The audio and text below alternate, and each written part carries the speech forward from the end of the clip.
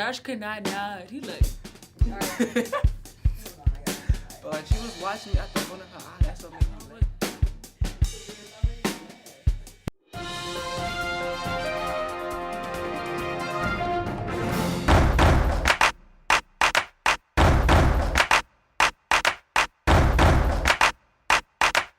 Hi, I'm Don. and I'm Samira, and you're watching POPPYN. POPPYN stands for Presenting Our Perspective on Philly Youth News. POPPYN's mission is to highlight the positive things youth are doing around the city and our perspective on a range of issues. This is our 20th episode, where we highlight 4 different exciting programs and projects going on in the community.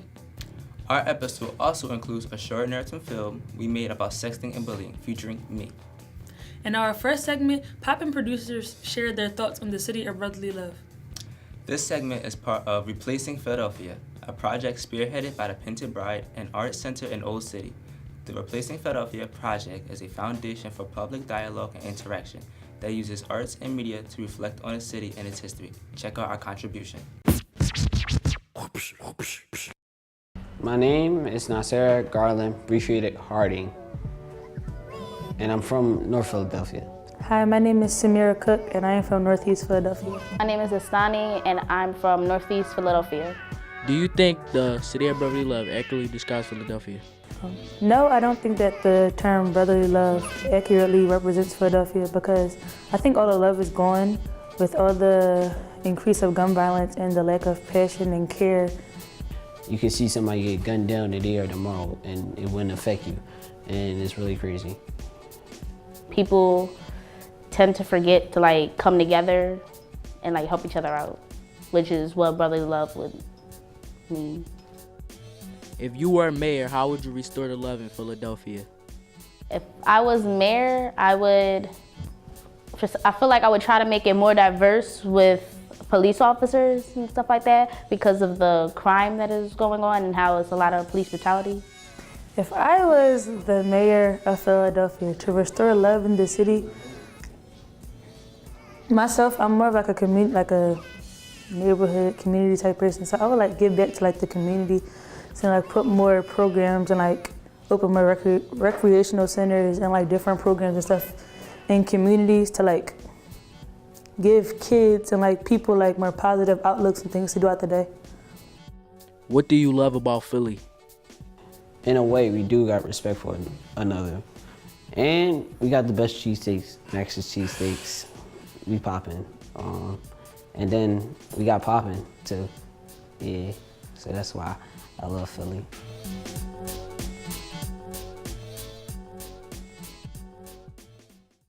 I find it very important that we get the youth's opinion about our city, because we are the next generation.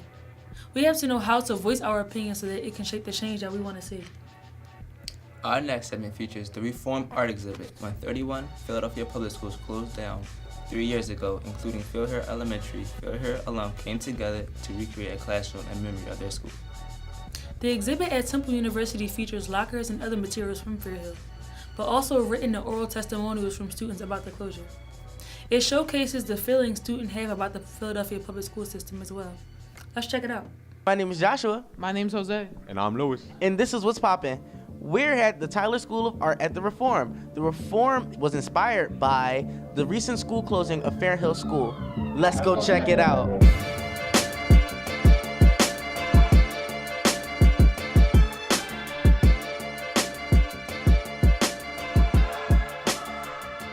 Hello, my name is Joshua, and I'm here with Tim Gibbon.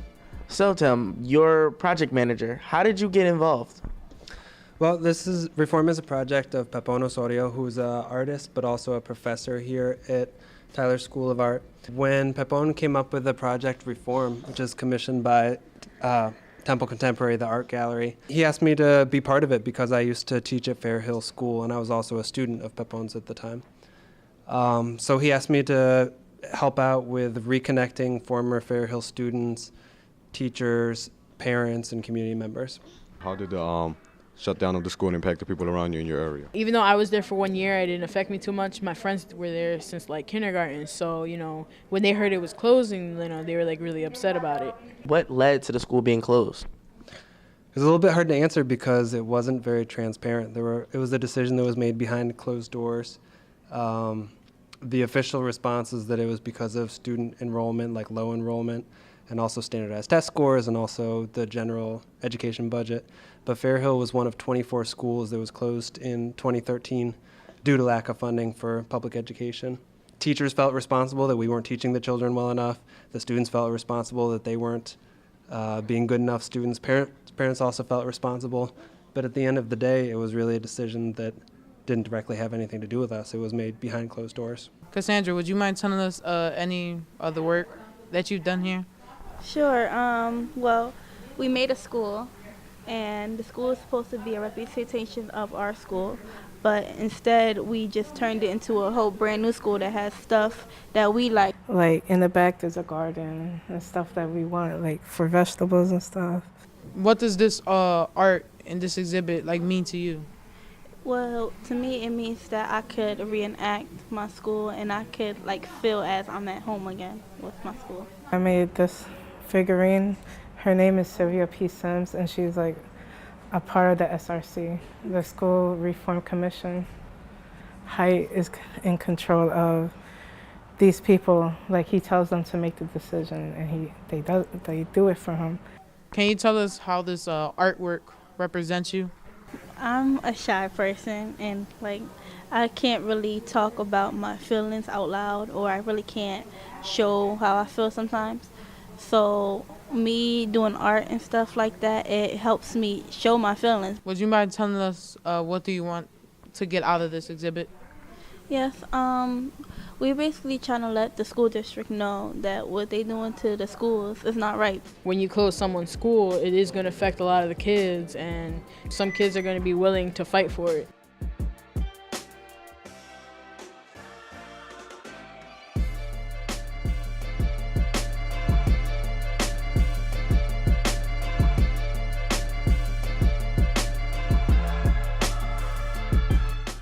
As a student in the Philadelphia School District, I understand where these students are coming from. It's sad when you have to witness your school close because your education is not seen as a priority to the government. Now we're going to shift gears to another community project. Our next segment features an all-male dancing group named the AllStar Boys. We visited one of their practices at the Marie Dindy Community Center at 10th and Oxford in North Philadelphia. Roll the clip.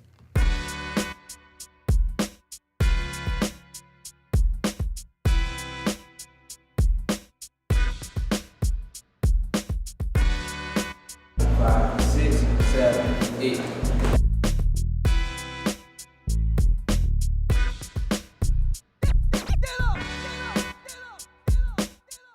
Right now, I'm here with Chris, the founder of the AllStar Boys. Chris, what inspired you to start the AllStar Boys? Well, it started when I seen a bunch of kids like randomly dancing in somebody's backyard, and it sparked the idea in my head to, start a dance group. What is an AllStar Boy? AllStar Boys is basically a young, male, positive dance group that performs hip-hop choreography. We give back to the community. We also empower the members in the group. So how does dancing make you feel? Great, I love it, and I like the performances and stuff when we're gonna have. I just can't wait till they come out soon. And it's a lot of stuff I like about dancing, like hip hop choreography, break dancing, and stuff like that. We tossed it out during milk break.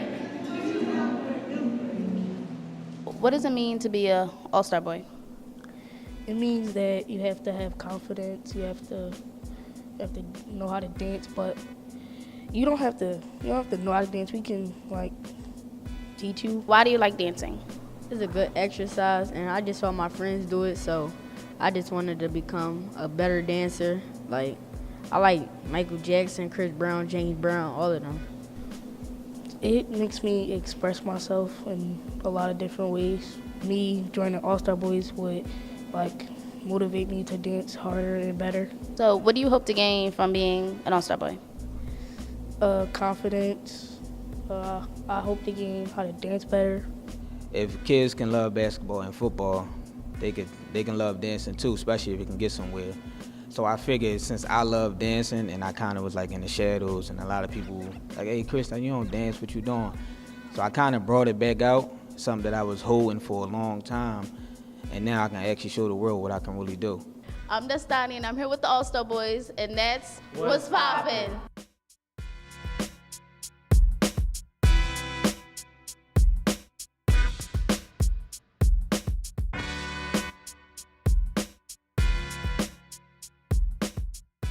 Next, we have a short film called Shame, written by POPPYN producer Omar and brought to fruition by the POPPYN crew.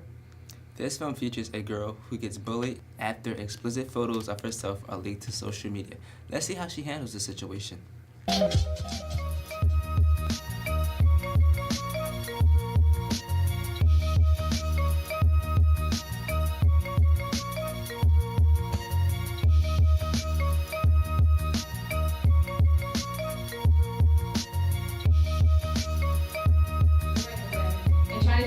Actually went up 6% in the third quarter.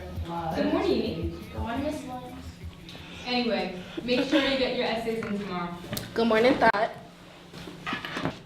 Sky, do you want to share something with the class? No, Mrs. Williams.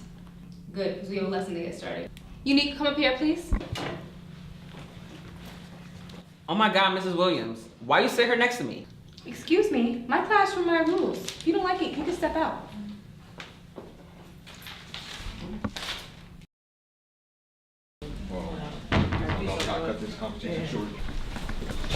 Unique, I told you. Told me what? Your so-called little boyfriend was an idiot. What are you talking about, Omar? I'm talking about this.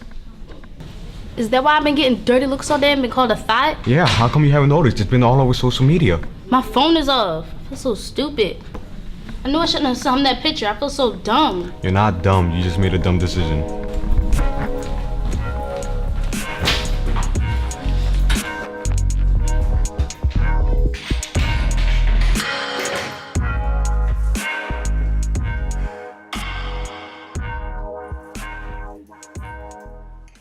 Hello? Yeah, hello?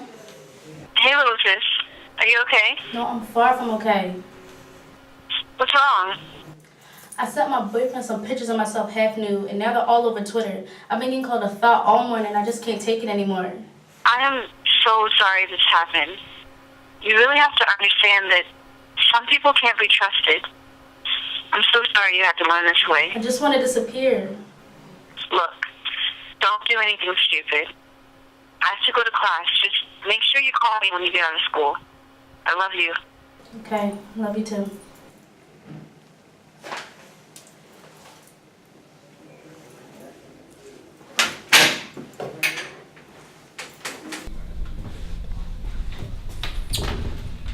Are you okay? No, I'm not. You don't care anyway. Go ahead, call me a thought. I don't care. No. What I did today in class was very disrespectful. I'm sorry. I can't accept your apology right now anyway. I mean, I understand, but just know, if anybody messes with you again, I got your back.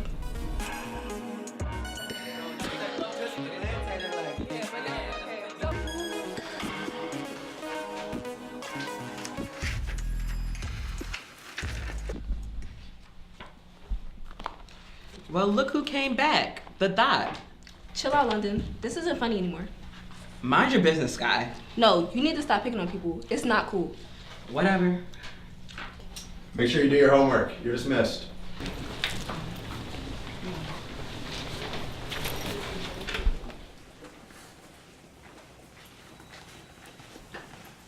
Scott, thanks. No problem. I told you I got your back. I accept your apology now. Cool. Let's go talk to this boyfriend of yours. You sure? I'm positive. Let's go. Okay.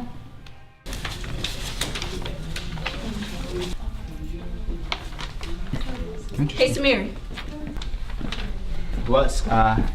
Why would you leak that photo unique? To be honest, I didn't do it. My little brother did it. How did your little brother do that? You are such a liar. You know you don't ever let your little brother see your phone. And you have like 5 million locks on everything.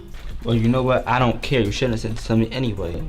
What are you talking about? That's anything. You say you want to see the picture. I said no. Then you said I can trust you. I can clearly see that I can't. You're such a clown. Come on, Unique. I can't stand to look at this liar anymore. Forget about him. Oh, believe me, I will. Samir White, please come to the principal's office immediately.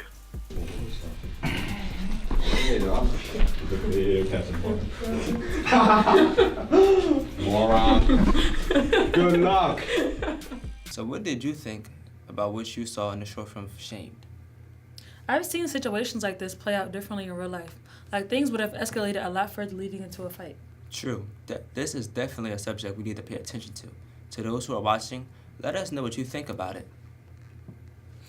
In our final segment, we turn to Breaking the Silence, a Philadelphia town hall on girls and women of color. This event featured multiple panel discussions on issues that women and girls of color face in the U.S. and right here in Philly. Let's check it out.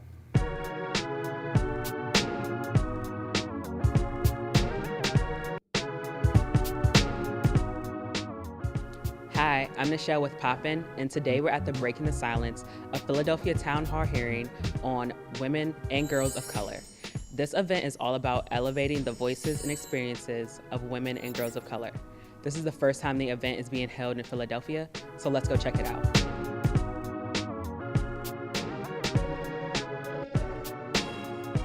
I'm here with Kimberly Crenshaw, who is the Executive Director for the African American Policy Forum and who is also a professor of law at UCLA and Columbia. So Kimberly, this is your first time holding the town hall event in Philadelphia. How does it feel? Oh, it's fantastic. I really was excited about being able to bring the town hall series here. This is the first town hall to come out of the second year, and I thought it was an amazing event. I was really delighted about the turnout, very moved by the testimony. As one of the youngest testifiers here, you're only 16. How did that feel, like being one of the youngest ones, and your story was so powerful? I've been the youngest in the room for a while now, and usually I'm too scared to speak up just because I feel like other women have like more experiences than I do. Other women are more equipped to answer the questions that are presented to them, and so I feel like giving me the chance to testify kind of brought my voice out in the space of women who are older than me. And Sheena, how did it feel to testify in front of everyone and tell your story? It felt liberating. It felt like it wasn't about me. It felt like it was about everybody that was here. So we're here with Lauren Fine with the Youth Sentencing and Reentry Project. What was your role today at the Breaking the Silence town hall for women of color? So today I served as a commissioner, which meant that I was the recipient of testimonies from young women who have experienced various things, and they were sharing their experience. And my role was really just to listen, try to ask questions to help get out more of what they'd experienced, and also to respond and make commitments on behalf of different systems of what we can do about the things that they brought up in their testimonies. Unless you continue to tell your stories of trauma, we don't know what leads to you being arrested or the behaviors that cause you to act out. And all we see is a young person standing in front of us with an arrest. We had people talk about street harassment, about gender-based violence, about sexual assault, about school push-out and being labeled and being not supported in an educational environment because of different reasons, whether it's race, whether it's sexual identity. Once we remove that pride and be humble and say, that woman that's experiencing that trauma, she's me. I tell women it's okay to tell your story. It gets real when you have to tell your story and accept your story. And it's shed like that, guess what? You're not alone. And you are just like everybody else. You know, you have a story to tell. I think the one thing that really struck me is something that we try to incorporate in our work is listen to the people who know best, the people who often are young and don't have a seat at the table but need to be given more of a seat at the table. We're starting to hear people talk about youth, not just men, not just boys. Girls and women are part of the conversation more than ever before. In the movement against police abuse, we're hearing people say her name. We're hearing the names of women and girls who've been killed by the police or abused by the police.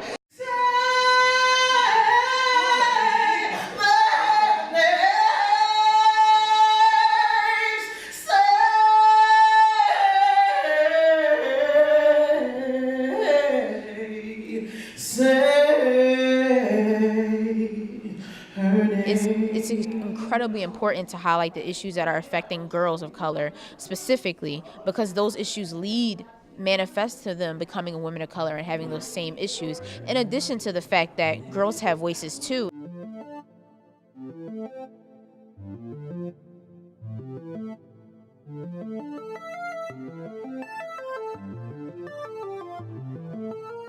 So today, you learned about the AllStar Boys, the Town Hall for Girls of Color, the Reform Art Exhibit, the Replacing Project, and our opinions about our city. You also saw a short film that hopefully gave you something to think about. There's a lot more happening in Philly. This is just a taste. So let us know what you think about this episode and tell us what we should highlight next time. Remember to follow us on Twitter, YouTube, and Instagram at What's Poppin'. You can also catch us on Facebook at Poppin'. I hope you enjoyed watching and thank you for tuning in. Once again, I'm Don. And I'm Samira, and that's What's Poppin'.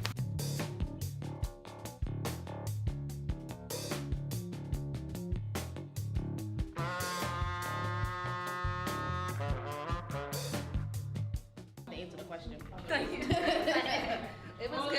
Right. I had a good breakfast. I'm sorry.